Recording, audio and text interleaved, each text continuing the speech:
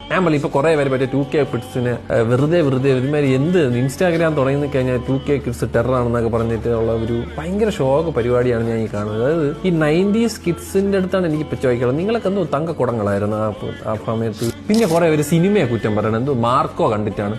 ഇയാ comedy പറയാതെടാ.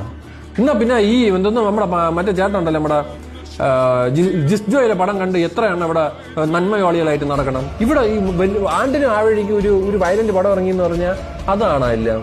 എന്തൊരു കോമഡിയാണ്, എനിക്ക് മനസ്സിലാവാത്തതുകൊണ്ടാണ് ഞാൻ ചോദിക്കുന്നത്.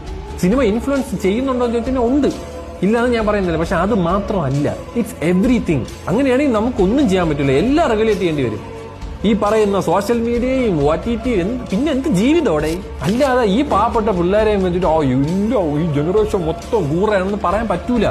ഏതൊരു ജനറേഷനും കടന്നു പോയതുപോലെ തന്നെയാണ് അവരും ചെയ്യുന്നത്. അവരുടേതായ രീതിയിൽ അവർ ഫ്രീഡത്തിന് വേണ്ടി അവരെന്തൊക്കെയോ കാട്ടിക്കൂട്ടുന്നു. പക്ഷെ ഞാൻ പറയാം, ഈ കയ്യാങ്കളി ജൊഞ്ചക്സ് എന്തൊക്കെ ഞാൻ കാര്യമായിട്ട് പറഞ്ഞു, ജൊഞ്ചക്സ് ഒക്കെ നമ്മളൊക്കെ പണ്ട് കരാട്ട സാറ് പോലും തരൂല ആ സാധനം കയ്യിൽ.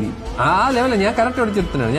എനിക്ക് നമുക്കൊന്നും കൈ തരൂല. സാറ് വീട്ടിലോട്ട് വാങ്ങിച്ചിട്ട് അങ്ങനെ കൈ വെച്ചേക്കും. എന്നിട്ട് നമുക്ക് മറ്റേ പരിശീലന സമയത്ത് മാത്രം പുള്ളി നമുക്ക് കൈ തന്നിട്ട് തിരിച്ചെടുത്തോണ്ട് പോകും.